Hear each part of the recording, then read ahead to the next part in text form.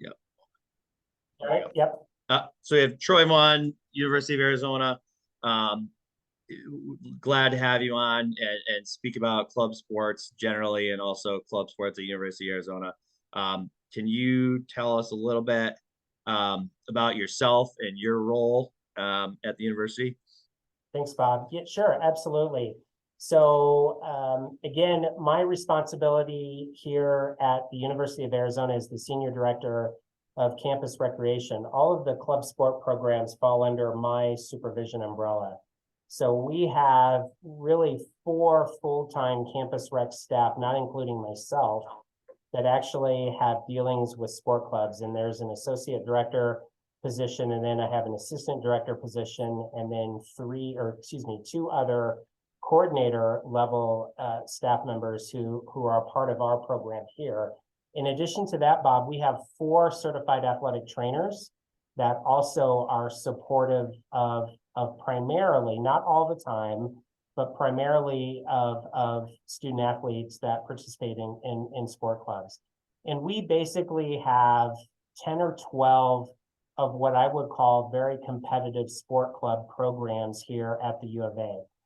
Some are much more competitive than the others. So if you look at the most competitive of the sport clubs, and you mentioned this a little bit earlier, Bob, you're looking at both men's lacrosse, women's lacrosse to an extent, men's rugby, and then women's rugby is at a little envelope under that.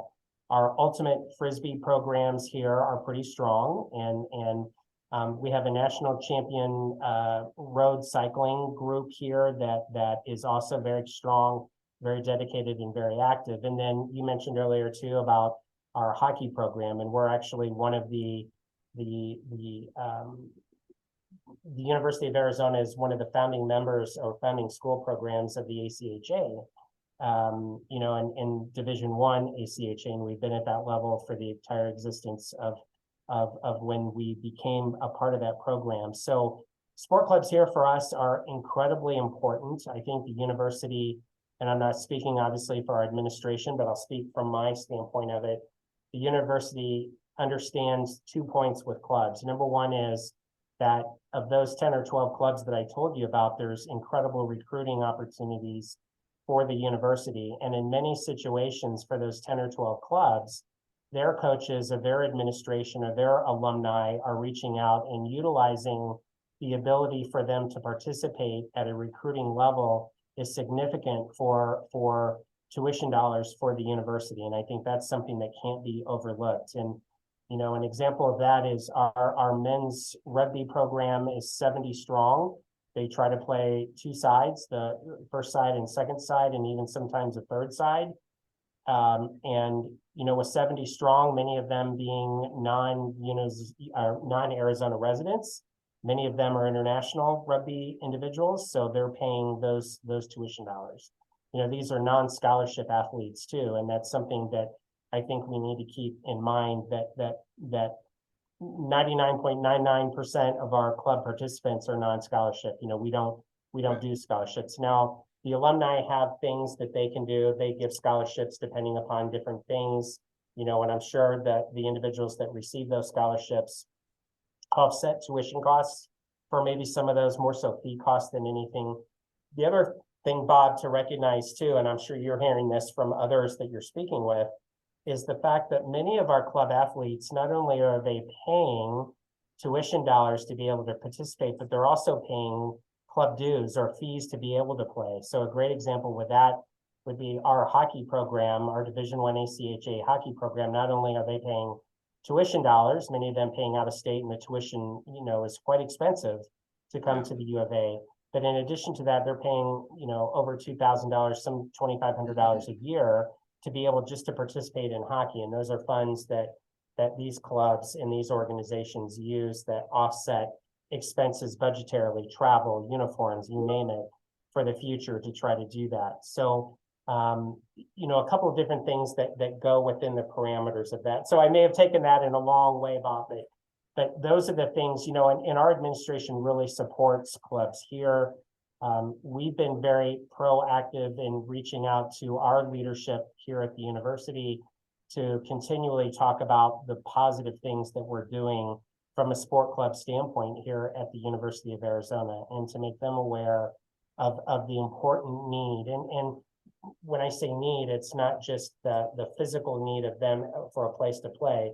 And maybe they're not good enough as a Division I lacrosse player, but they can certainly come to the U of A and be close to that Division I level or Division II level or Division III level, as you had indicated earlier.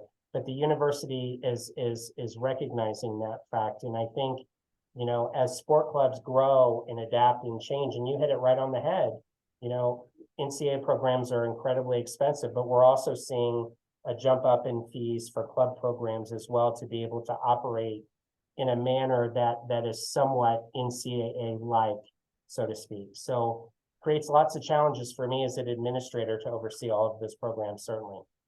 I bet. I mean, you know, what it kind of looks like, at least in many places. I mean, you know, 10, 20 years ago, club sports generally, and in many respects, are still student driven. You know, whether it's dealing with fundraising or scheduling or hiring the coach, or, you know, all, I mean, there's a million and one things that go on, social media, you know, yada, yada, yada. And, but some of this is clearly not what that once was. I mean, Arizona hockey is a pretty obvious example. I mean, I can't imagine students putting on a 4,000 person, 5,000 person, you know, event. And, you know, that's what you guys have. So it's gotten to the point where it's institutionalized. So somebody's operating all of this, and not just at Arizona, this is all kinds of schools, of course.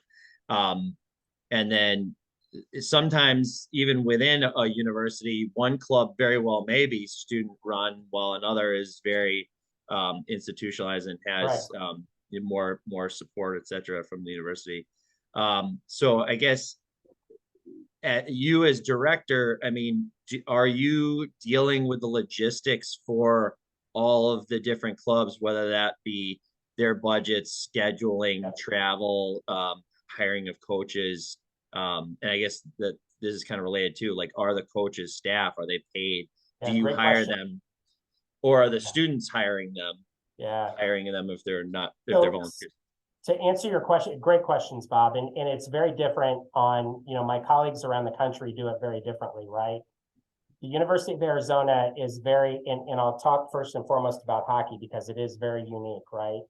So I've been here about 4.5 years now. And so when I accepted this position and the role that I'm in, part of the position description was the administration of the ice hockey team and the ice hockey club. You know, for as long, and we can go back years and years and years to the history of ice hockey here. The interesting thing here is we've only played in one facility, and that's the TCC here in Tucson. And so because of the uniqueness of hockey being a club, and we know, and I'm sure you know the story behind Arizona State going Division I several years ago, and there was a financial contribution made, and you know, now they just opened up the new Mullet Arena. I was just up there yesterday. Incredible facility for their Division I, and now the Coyotes are playing in that venue for a couple of years, and that creates an interesting parameter. Oh, and by the way, you know, Arizona State has 2 or 3 club hockey teams at Division I and Division II levels, but they also have a women's Division I level as well. So, and again, they're very unique to Arizona State, right? So years ago, and going back about 10 years or so ago, there were some concerns that the administration had here about the University of Arizona ice hockey program. We were in transition from a couple of coaches and doing some different things. And so administratively, ice hockey was put under the Division of Student Affairs. And there was, so it was a change. It was brought away from kind of some private entities running it. And then it was brought under the university just to be able to better oversee it. And so for 3 or 4 years, it was ran by student affairs on campus, and then in conjunction with some help from some folks here in Campus Rec. And then I was brought on.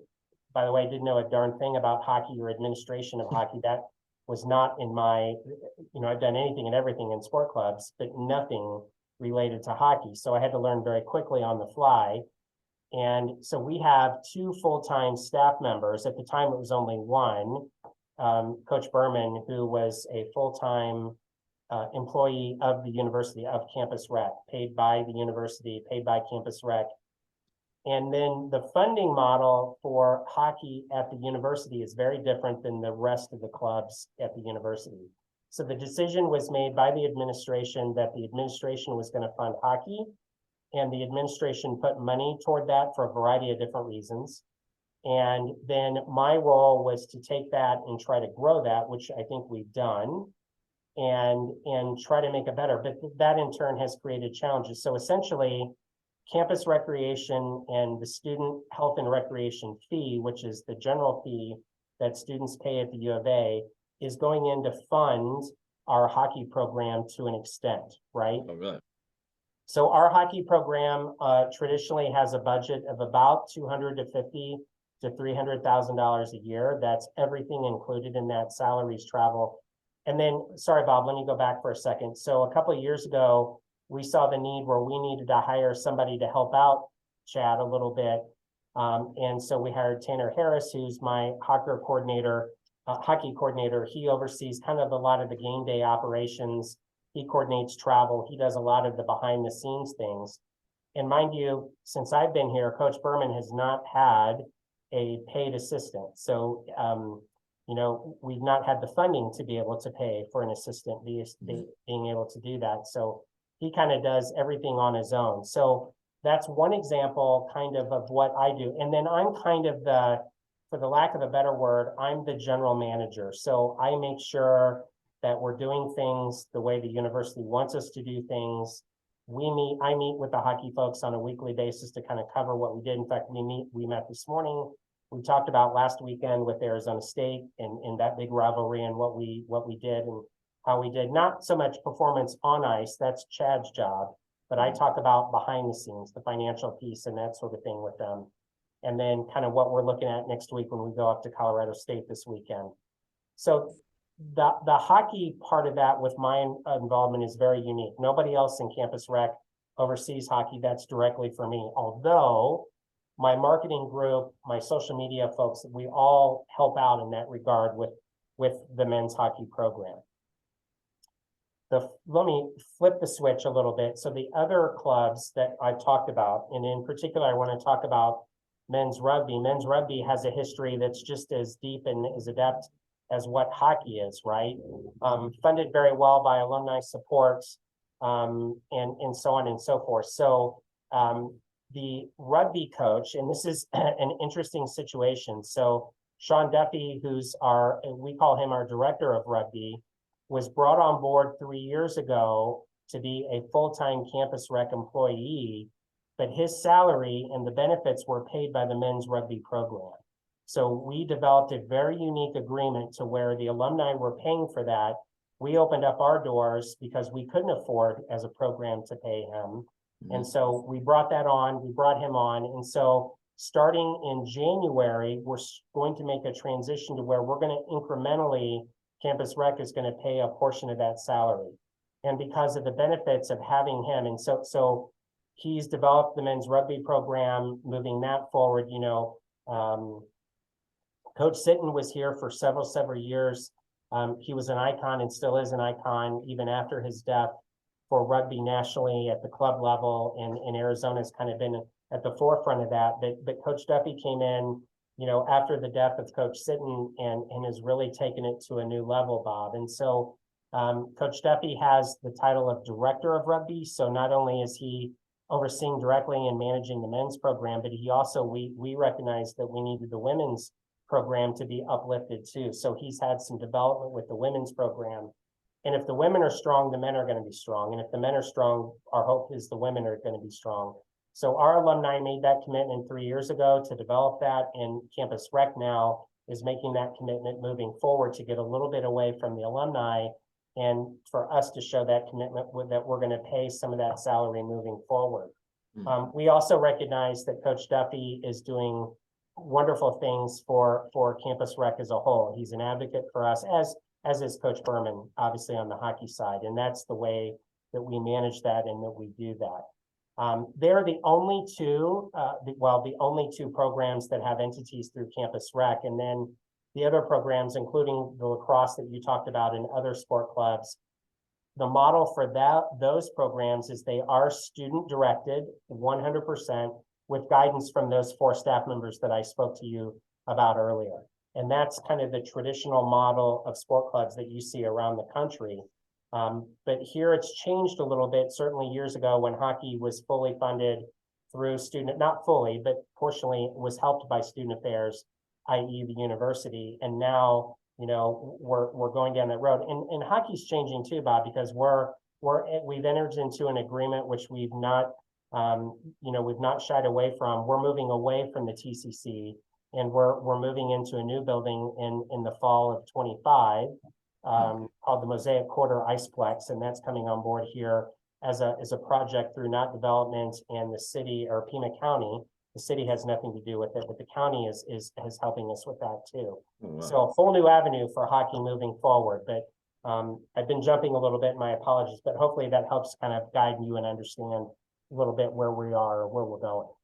Yeah, I mean, yeah, and that kind of like sums it up. I mean, you've got, like you said, I mean, you have basically hockey and rugby are almost like more equivalent to NAIA or NCAA Division III than like a student-run club. But then you've also got that as well at the other end of the spectrum, which is kind of interesting too, because I don't know too much about how Title IX affects club sports, but I do understand, if correct me if I'm wrong, that Title IX affects intercollegiate club sports the same way it impacts NCAA sports. So do you have to deal with the compliance for all of that as well? Absolutely, but it's not been as relevant on the club level, Bob, as it has been at because the club, and you hit the nail on the head, the club level is student run, student designed, student initiated, student coordinated. So while I wouldn't call it an out for Title IX. Title IX encompasses everything, right? Mm-hmm. It's not just athletics, it's higher education, it's life in general, that Title IX, and one of the big misconceptions we see about Title IX, it's only for athletics, and it's not. Right. It's for everything in general. So to answer your question specifically, yes, it's been a concern for us. Yes, we have to apply any Title IX stipulations. No, it's not impacted us in the way that it certainly impacts athletics at any college or university, but we do foresee that changing, and we do foresee some things developing down the road, and we have to prepare for that. And as a director, I have to prepare for that, right? So unlike athletics, where let's say, I've got this men's club hockey team that the university is sponsoring, has anyone come to us and said, well, because you have a men's team, you need to have a women's team? No, that's never been addressed. But Bob, we are developing a women's team, and that women's team is going to come on in the fall of 24. So we still have a little ways out for them, but we've been working through a leadership group of parents, essentially, who unofficially have committed their daughters to come play for the U of A in that first group. So we're working through those processes now because we want to do it the right way, and we want to make sure that we have the ability. There are so many variables that come into play with that, though, Bob. And so for one instance, is space to be able to do. You can't just do ice hockey in anywhere, right? Mm-hmm. Tucson only has one rink, and we've only had one rink for 11 years now, I think. And so that's been a challenge. And because that rink is city owned, the hockey program has been at the bottom of the barrel as far as priority and priority use. So we have a minor league hockey team that is over us. We have the city trying to get events and concerts and good things, right, for the city. And because that impacts not only the city, but it impacts the community and students and all of that in general, right? I think Judas Priest is even playing tonight in the TCC. So we can't practice because of these concerts. And so those concert setups, concerts day after teardown, take 2 or 3 days off the ice for us. So literally, we're going to play this weekend up at Colorado State. The last time we were on the ice was Saturday evening at a game versus Arizona State. Now, Yeah. could I go up to Phoenix and practice? Absolutely. But the cost of transporting, the cost of ice rental, the cost of all of that is phenomenal, right? Well, that was another, like, besides the cost, like that was another thing that was part of my last conversation with one of your counterparts, was about liability and like having student run clubs, and that being a concern, where if you have these groups that are sponsored by the university, but they're really running themselves and they're traveling and doing stuff like Yep. that, like you get into other weeds where schools didn't want to deal with that, so they wanted it to just to be taken over. It's like just that way that sort of thing's taken off the table if someone ends up in a bad situation off campus or wherever, going to a game or what have you. So that formalization isn't solely about just improving the sport thing. It's also about like a kind of a safety issue and sort of a respect, or like sort of a professionalism issue. So now how about like facilities? I mean, so hockey's off campus, obviously. I mean, you've got all these other things. So fencing, equestrian, soccer, lacrosse, rugby. So what facilities do all these programs use? Yeah. So the vast majority for the outdoor events or the team sports that you see listed, we do have on-campus facilities that are overseen by Campus Rec that do participate, that those clubs call home, right? And there again, that's a challenge because you're tearing up field. And Tucson, Arizona is an interesting place because we do have turf in some fields, but we have natural grass, and we have 330 days of sunlight in Tucson, and we have high temperatures, and we have very little rain. And so you can imagine the cost that goes into maintaining, these kinds of facilities at a level that we try to maintain them at, right? So absolutely, it's a concern, and absolutely, it's something that we do. Our baseball team, we have a unique relationship that we coordinate through a local high school to utilize for our baseball team to be able to practice at a venue down the road from us a little bit, to where the high school, and it actually is the Tucson Unified School District, oversees the field. So we have a trade out agreement, or we do an agreement with them to where we give them things, and in turn we get use of their fields and their field space, which I can't do that with every club. So fencing practices off campus, but they pay to do that. But most of those that you see are housed in our umbrella, right? Our badminton club, our table tennis groups, those folks are in-house, and we're able to allocate space. Is it perfect? Absolutely not. It's not.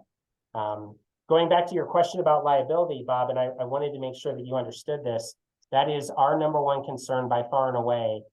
And again, it goes into the safety of our student athletes, right? But it also is a liability. And so therein lies the reason why I have 4 full-time staff members, to be able to ensure that we have current roster of students that are attending the away game, that we know what kind of vehicles they're driving, that we know those individuals that are driving those vehicles are not driving on suspended licenses. And so it's not perfect, mind you. And every university does it differently. Bob, there's universities out there that I know of that go down the road that you're talking about, and I'm sure you found this too, that they don't allow teams to travel unless they travel on a bus, or they travel in a van, or they do something. They don't allow travel from these teams to separately go. But that's incredibly expensive to be able to do a bus. And just in the past year, the bus fees and van rental and all this, like the rest of the country, has gone up exponentially. We used to be able to get a bus for hockey to go back and forth up to Phoenix for a practice. If we needed to do that, we couldn't get into the TCC for $500 just a year or 2 years ago. Now that's over $1,000. So the costs have just ballooned for all of these club teams to do it. And so therefore they have to raise their own dues to be able to cover that. They have to fundraise more. They have to do car washes. They have to do all of these different things to try to gain the revenue that they need to be able to afford what their passion is and what they want to do and how they want to do it. Yeah, no, there's a lot there. So, I mean, besides, so actually, I'm looking at like equestrian. Do you guys actually have an equestrian and a rodeo like We do, yeah. do So you? both of those, both of those programs are very large and expansive programs with us. Both of them obviously are held off site. So the University of Arizona has a very unique situation where we have a veterinary school on campus as well. And so we have the facilities to be able to house those sorts of things. Mhm. With both of those teams and both of those groups, obviously they're not on campus, they're off campus with what they do, but the liability in that is phenomenal. And those groups have to go through the same check marks of liability that we go through, you know, with hockey or with Right. ultimate frisbee or those sorts of things. The other thing, Bob, to let you know, going back to the liability aspect too, is we're very close and we work very closely with our Office of General Counsel on our campus, and we go to them for advice, and as we should, right? You know, so very interesting from that standpoint. So all of us are working constantly to ensure the safety aspects of all of these student athletes who are riding, you know, riding horses, who are doing equestrian events, who are getting bucked off of bulls, who are doing these kinds of things, Yeah. incredibly unique and incredibly different. But yeah, the rugby, or excuse me, the rodeo component, you know, there's several schools out in the West that have rodeo Yep. programs very similar to what we do. And by the way, are very well funded. And because you have to be with the few teams that are doing that. So the travel for these guys is unbelievable. They're going to Wyoming, they're going to Colorado, they're going to New Mexico, you know, to represent the U of A and doing the things that they do. Yeah, no, absolutely. And it's funny because some of those sports that are very niche, if you will, because they're niche, like they have a sort of very big following too. Yep. I mean, I wouldn't be surprised. I mean, like, do they get coverage by ESPNU or ESPN3? I mean, I mean, college fishing does occasionally, bass Yep. That fishing. I do. Yep. I'm sure rodeo would be one of those that does. I mean, heck, cornhole does. You watch, Johnsonville College Yep. cornhole Yep. championships. Now, I mean, like all this stuff is. I mean, if you've got a computer, you can get it online, and that's a Absolutely. whole nother can of worms. I'm sure you have to deal with licensing and Yep. marketing and ESPN coming to you Yep. and wanting to use your product, or just clubs putting it out there and them trying to figure out what they can and cannot put out there. That, things that they wouldn't have even thought about 10, Yeah. 15 years ago. And Bob, let me say this too, as a campus rec director, it is beyond my wildest imaginations of how all this is working now, right? In 2022. So you bring up a very valid point. And for somebody like me who, you know, this is year 34 for me in a campus recreation environment, I've had to really educate myself and my team on all of these nuances. So case in point, our men's rugby program, we do a lot of online streaming, and we've got people that want to come in, and the Pac-12 network has actually broadcast a number of our games, a number of our rugby matches. And the uniqueness with that is, you know, you go back and you talk about early on about rugby not being a varsity program. Well, rugby is a varsity athletic program at Cal, Mhm. at Cal Berkeley. So, but they don't have For other, men or women or both. for men that I'm aware of. I don't know about women. You know, the Right. Air Force Academy is bringing on a varsity team. And But it's so it's varsity, but it's not an NCAA sport. that is So, correct. It's right, not sponsored by right, NCAA, but right, those respective athletic programs are now putting them under their umbrellas. right, So, you know, Bob, we're just counting down the days when it's going to happen, right? At some right, point, but then here comes Title IX. And if you're going to do it for the men's program, you need to right, look at women's, and Title IX counts scholarships. And I mean, my right. goodness, you know, it goes on and on and on and on. You know, athletics here just added sand volleyball I saw to that. Yep. our event. And in addition to that, we've just added triathlon as an NCAA sponsored event too. So For we have a women, triathlon club that is very popular and right, very good, you know, here. So it again, it's particular to different areas of the country, right? We don't have a varsity water polo team. A lot of schools out east in your area, they do. A lot of schools out yep, west, where it predominantly is, they do. We don't do that. Will that day come?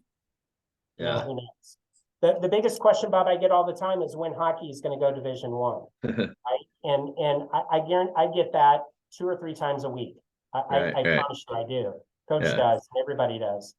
We've never had that discussion about going right. Division 1 because it doesn't fit with us, right? But you don't need to. So You already get 4,000 fans without even having to do that. So why yeah, would you? but Bob, those 4,000, that's an anomaly too, because Right, in the sure, old right, days, the TCC, we used to get 5, 6, 7,000, but it was a different program during those days, right? I yeah, mean, the coach was different. There were things going on that the university didn't like, and so that's the reason why it was taken away. Just this past weekend, we had 2,700 on Saturday with Arizona State. For us, that's a great crowd. That's a yeah, huge crowd for us, right? So I think, you know, 3,000 people for us is a great venue. But yeah, again, 3,000 people in 2022 is much different than 3,000 people were in 2019 because my costs have gone up incredibly in utilizing the Tucson Convention Center right, for those games. So the amount of money I'm making is not the same now. If I'm making anything at all, mind you, is not the right. same now as it was 3, 4 years ago. Sure. I guess hockey aside, or at least like looking at the bigger picture, I mean, unless it's a sport that's going to obviously bring in revenue, I guess the question is like, why would if you can have a program that's still bringing in tuition dollars, why would you go NCAA? Why wouldn't you just run it through your club? And Yep. that was my last conversation with Liberty University, and like they've made a conscious decision to basically to run their club teams as more like as basically NAIA teams or Yep. NCAA Division 3 teams, and then consciously not overlap, duplicate. So if they have an NCAA basketball team, they will not carry an Yep. intercollegiate club basketball team. So Yep. therefore, what that means is that that intercollegiate club sport, whatever it is, could be hockey, could be rugby, could be you name it, is the game in town. That's the team. It's Yep. just not NCAA, but that's Yep. their team that's representing their university in that particular sport. And I Yep. think that's kind of like, again, unless it's going to make money, why go that route? And I think that's the conclusion that um, many places are coming to in order Yeah. to keep their programming up and serious, but at the same time, it doesn't you don't have to deal with some of the cost issues and maybe Title IX issues too. But Bob, and I don't disagree with your points, but let me also point this out too. You talk about the Liberty Grand Canyon up in Phoenix here in Arizona has done very much the same thing, right? Both of those schools are very private. They're very Christian oriented, very different from the U of A that's a massive, or Sure. Arizona State that is one of the largest institutions in the Right. country, right? A public Right. institution. So very different. And while Title IX doesn't look at that differently, right? I mean, Right. it's the same thing. We're both institutions of higher education. The reality of it is that the institutions are very different. Title IX still impacts the same way. That'll never change. Sure. I'm not advocating that, but it's very different. So I would also go back and I would say, if Liberty's making that decision to not offer something in that way, what happens then if a student group comes to them and says, I want to start a basketball club, right? Well, you can. It's just intramural and it's rec. It's Yeah, just not intercollegiate. but why can't the definition of club is not an intramural is the definition of intramural, Bob, is within the walls, right? The definition of club sports is, why can't the Liberty men's basketball team then go and play the Longwood University basketball team? And if it's at a club level, because at that point, then, and I'm not saying this is bad, I'm just saying, and I don't know what Liberty's doing or what Liberty's not doing, but the traditional definition of clubs is it's student driven, it's student initiated, and there is a significant interest difference between intramural and club, right? Intramural is within the walls, it's in a certain location. Club sports are when you go outside of that wall. And clubs have this long history. I mean, tell Bob, years and years and years ago, we were seeing club programs go out and play prison teams. We were seeing, I mean, there's so much history behind clubs that go back years and years and years through our NERSA and our national organization and other Yeah. things. And you hit the nail right on the head at the beginning of this conversation. You talked about club sports are changing, man, and they are. And we have to keep up with this. And whether it's financially driven, whether it's student initiated and it's student driven, whether it's alumni driven, whatever the situation is, we have to keep up with the Joneses, so to speak. And it sounds like Liberty's doing that. Others I have just use them as an example. yeah, Like yeah, this yeah, no, does no, no, like, no. yeah. But for every one of those examples, there are many, many more of those examples coming down the same line. You know, the NCAA is this national governing body, Bob, that dictates what you do, how you do, why you do, right? The NCAA is the presidents of all of these universities are the originators of the NCAA, right? They hired all the people. So they're the ones that have told the NCAA, this is the policy, these are the procedure, this is what you can do with recruiting. We don't have that for clubs, right? The general clubs. Right. Each club has its own governing body. Rugby right. does, hockey does, all Right. these other places, USA right. Hockey, USA Rugby, whatever. But we don't have that umbrella organization. So, and I'm not advocating that, but I'm saying it's very different because now you get involved in all these different liability things, and one club's doing one thing and another club's not doing another thing. And there's been a lot of universities out there and a lot of colleagues just like me that have gotten in trouble because they made mistakes about managing clubs or managing different things like that. And some have even lost their jobs, Bob. And nor do I want to go down that road, right? Every university is very different. Every college club program is incredibly different. It's incredibly unique. Not one is the same as the other.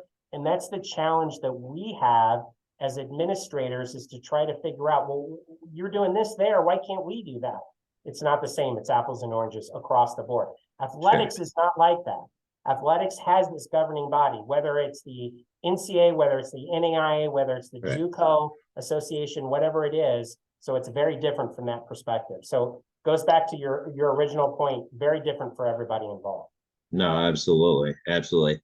But I mean, the professionalization, is undeniable and almost at every sport. I mean, because again, like I can turn on the television and see ultimate frisbee, bass fishing, esports, rugby on ESPNU, ESPN3, and like sailing, probably rodeo and equestrian too. I mean, like the list goes on. And none of these are NCAA sports. So it's like it's wild to see how, again, it's never going to be Arizona football or Power 5 football, but it's still not nothing either.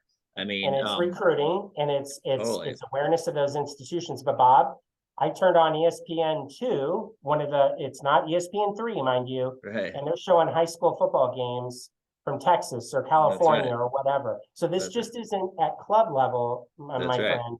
This is I know it seeps into youth sports and high school. Absolutely incredible, and travel softball teams, and I mean it's insane what we see now. And NIL, we have, whether I agree with it or not, do I foresee something's going to happen at the club level? Well, it's happened at the varsity level. Could it happen absolutely it could.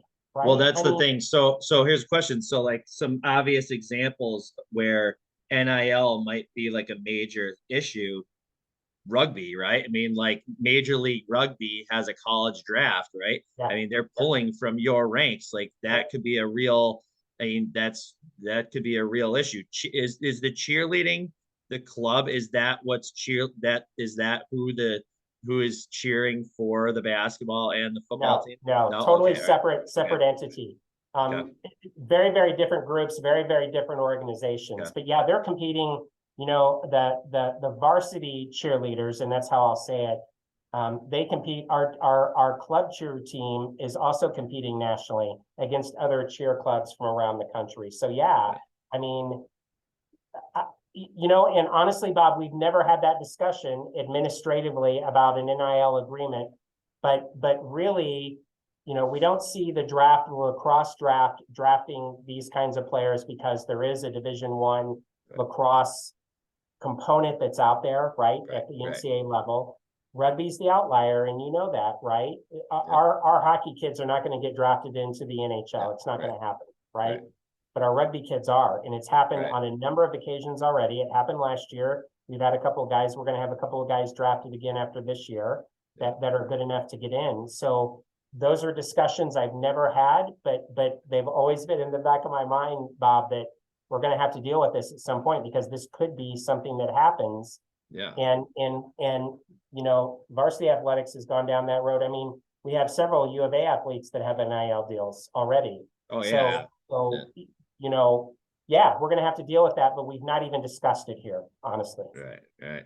I mean, the reason why I asked about the cheer thing is that my wheels were turning about the cheer thing even before the Alston decision, because my wife's cousin cheered for Michigan, and like what I came to the conclusion was that like that is not an NCAA program that is doing that while you are cheering for an NCAA program on the field. So theoretically, if you're dancing, you could be, doing all kinds of financial enhancing things for yourself while you are cheering for the players who could not. Absolutely, it's not fair. Nothing of this is fair for any of these people, right? I mean, and that's my own personal opinion. That's not for public record or anything as such, but there's so many nuances with this that I don't think anybody's thought about. I don't think anybody thought about the NIL deal 5 years ago. I mean, we talked about amateurism and we talked about, the term amateurism, in my opinion, has gone out the window with college athletes. And so it's just, it's a whole new world, Bob, and we all have to take a big bite out of it and try to figure out what's best for all of us. Well, and like, that's the thing. And this could impact a non-NCAA sport as much as it could an NCAA sport. And what you were describing earlier was alumni groups that might put together, $1,000 scholarship for a rugby player or something like that. But now, because you can do that, it's the envelopes full of cash thing. I mean, like, if there's an alumni or alum or a group of alum collectives, whatever you want to call these individuals or groups, they don't necessarily have to give money to the organization. They can give out cash to players, whether it's an NCAA team or not. You're a rugby player, here, we got a couple $1,000 for you. Want to come play rugby at Phil and the University blank? And and now they still have to pay tuition, but it's still something. And has that happened, Bob? I don't know. I've not been told of anything. Would it surprise me? Nope, it wouldn't surprise me a bit. But yeah, that's going to have to be something that we look at too.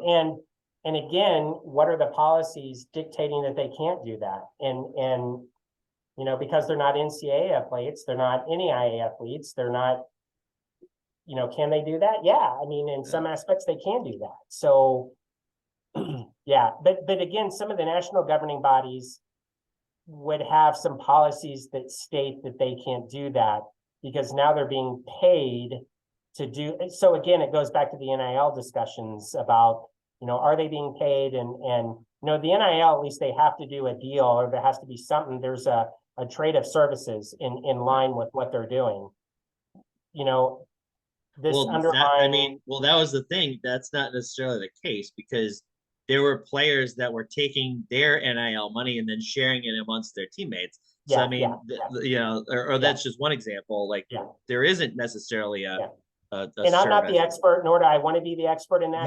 That's for others to handle. But there's, for every policy that's set up, there's always going to be those outliers of, well, we didn't expect this, or we didn't think about that, or we didn't, and athletic programs are having to hire attorneys like crazy to figure all of this stuff out. I mean, most of your compliance people now, whether working for NCAA level schools,